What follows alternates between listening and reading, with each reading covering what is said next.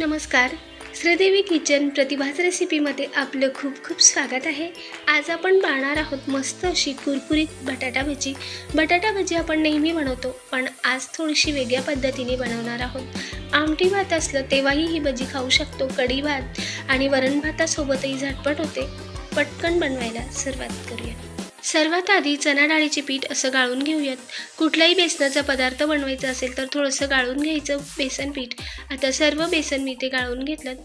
तर आता भजी बनवण्यासाठी इथे 2 साल काढून घेतलेले बटाटे घेतले आहेत मध्यम आकाराचे. त्यानंतर 1 कांदा बारीक असा उभा पातळ चिरून घेतला आहे, हे पहा या पद्धतीने. त्यानंतर घेतले आहे इथे 6 ते 7 लसण पाकळ्या आणि सोबतच 2 हिरवी मिरची, मुठभर चिरलेली कोथिंबीर आणि 1 वाटी भरून बेसन आणि 2 ते 3 चमचा एवढं तांदूळाची पिठी. बेसन आपल्याला लागेल तसंच वापरायचं आहे. तर सर्वात आधी आपण एका खलबत्त्यामध्ये मिरची कुटून घेऊयात. तर इथे मी 2 मिरचीचे असे तुकड्यांमध्ये करून घेतले. त्यानंतर लसूणही घातलं सोबतच. हवं तर तुम्ही यामध्ये थोडंसं जिरंही घालू शकता. आता लसूण आणि मिरची कुटून घेतली. आता काढून घेऊयात. तर असं थोडंसं मी जाडसरच हे ठेचून घेतलं. आता लसूण मिरची ठेचल्यानंतर आपण बटाट्याचे जे साल काढून घेतले होते पाण्यात ठेवले होते. आता ते हे पुसून घेऊयात. बटाटा असा पुसून घेतला तर मग जेव्हा आपण बटाटा किसतो तेव्हा जास्त ओलसर होत नाही किंवा तो पुढे निष्ठत नाही आणि हाताला सुद्धा लागत नाही. तर हे पहा पुसून घेतलं तर सरसर बटाटे किसले जात आहेत.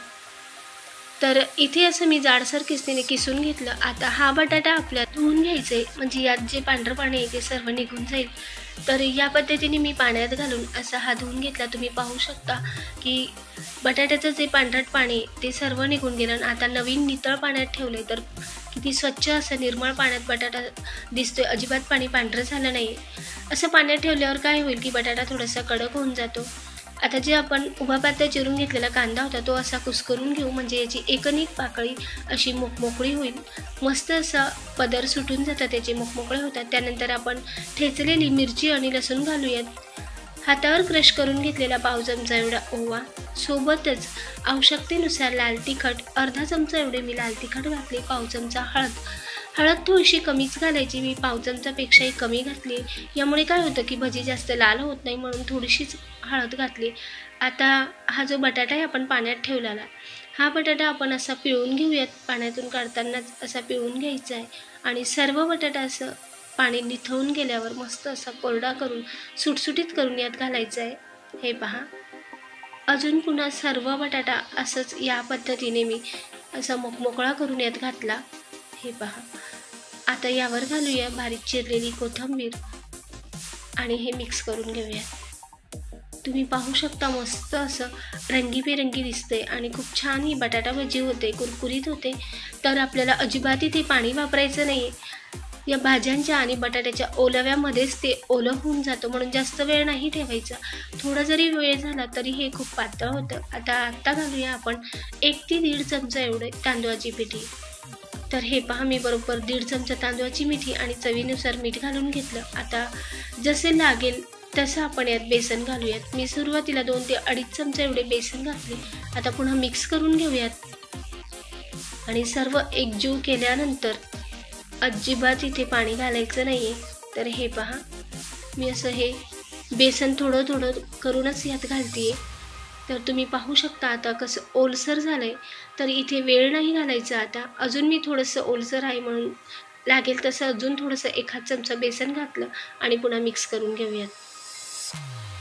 थोडा जरी वेळ झाला तरी हे फार ओलं होऊन जातं. तर मी इथे अशी अर्धी वाटी बेसन मला सर्व लागलं आहे. इथे अर्धी ते पाऊण वाटी बेसन पीठ इथे सर्व मी वापरून घेतलं. तुम्ही पाहू शकता थोडासा वेळ झाला तर बेसन असं ओलावा होतो. तर त्यासाठी इथे सुरुवातीलाच पटपट बेसन घालून हे मस्त असं कुरकुरीत एकजीव करून घ्यायचं.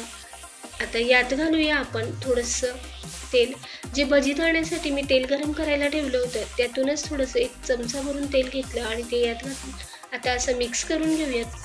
हे पहा आपलं तेलही भजीसाठी गरम होते. मी त्यातूनच चमचा भरून तेल घेतले आणि तुम्हाला नसेल आवडत ही पद्धत तुम्ही स्किप करू शकता, पण भजी फार मस्त कुरकुरीत होते. तर हे पाहता थोडं करून आपल्याला हे आकार न देताच ही भजी सोडायची। हे पहा, तर मस्त अशी खेकडा भजीसारखी ही बटाटा भजी होते। सर्व भजी सोडल्यानंतर अशी थोडीशी एकमेकाला चिपकते, तर असं चमचाने किंवा उलथाण्याने उलटून घ्यायची ही भजी। तर मस्त अशी कुरकुरीत होती। भजी सोडल्यावर भजी सोडताना गॅस मोठा करायचा आणि भजी सोडल्यानंतर गॅस मध्यम आचेवर करून उलटपालट करून चांगली भजी कुरकुरीत होईल लाल रंग घेऊनच भजी काढायची। तुम्ही पाहू शकता मस्त अशी करकर वाजते भजी आणि खूप टेस्टी अशी भजी झाली।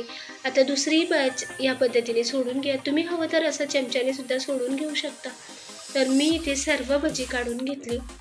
हे पहा, मस्त अशी कुरकुरीत भजी तयार आहे। सोबत हिरवी चटणी आणि लाल सोबत मिरचीही तळून घेतली। फार टेस्टी अशी ही भजी लागते। कढी भातासोबत खाल्ली तरी फार मस्त होते। तुम्ही पाहू शकता की हातानेच मस्त अशी चुरल्या जाते आणि फार कुरकुरीत ही भजी लागते। चटणीसोबतही फार छान लागते। रेसिपी तुम्हाला आवडली असेल तर प्लीज व्हिडिओला लाईक करा, शेअर करा, सबस्क्राईब करायला विसरू नका। कमेंटद्वारे नक्की कळवा। तुम्हाला जर ही चटणीची रेसिपी हवी असेल तर प्लीज कमेंटमध्ये नक्की सांगा। आपण चटणीचा लाल चटणी आणि हिरवी चटणीचा व्हिडिओ लवकरच अपलोड करू। अशाच नवीन रेसिपीसोबत पुन्हा भेटूया। धन्यवाद।